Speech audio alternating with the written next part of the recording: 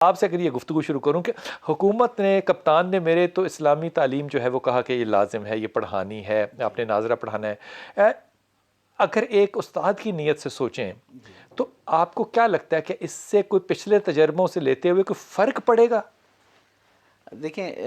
اس کے لیول کی بات ہے، ایک تو اسکولوں کا لیول ہے جہاں ناظرہ کی تعلیم اور تجوید ضروری ہے کہ قرآن پاک کو جو اس کا ایک حق ہوتا ہے کہ اس کو اس طرح تلاوت کیا جائے جس طرح اس اچھی کو بات کی، صحیح طریقے سے اچھی کرنا بات کی، ہے۔ اچھی بات کی۔ لیکن خاص طور پہ یونیورسٹی لیول میں اور کالج لیول میں سمجھتا ہوں کہ اس کا مطلب سمجھنے پر ایمفیسس ہونی چاہیے۔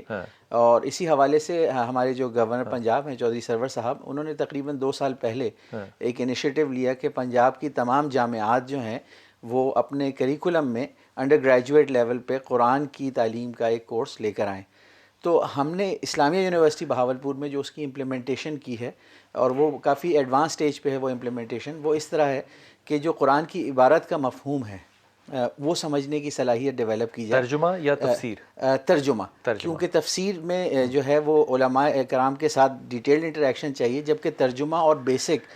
جو ایک عربی عبارت کو سمجھنے کی حد تک ہے وہ کہ کلاس میں پڑھائی جا سکتی ہے، وہ کلاس میں پڑھائی جا سکے، اور اس کے لیے جو ایک میتھڈالوجی ہے کہ کس طرح ایک سیمسٹر کے کورس میں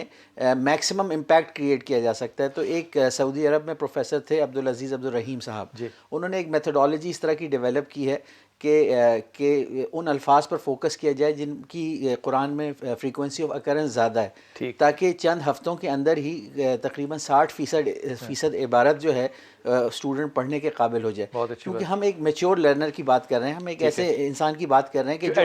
ایڈلٹ ہے، اپنے فیصلے خود کر سکتا ہے۔ اور جب ہم یہ مانتے ہیں کہ قرآن پاک جو ہے وہ ایک اثر بھی رکھتا ہے، یعنی جب اس کا مطلب پڑھتے ہیں تو جیسے حضرت عمر جیسے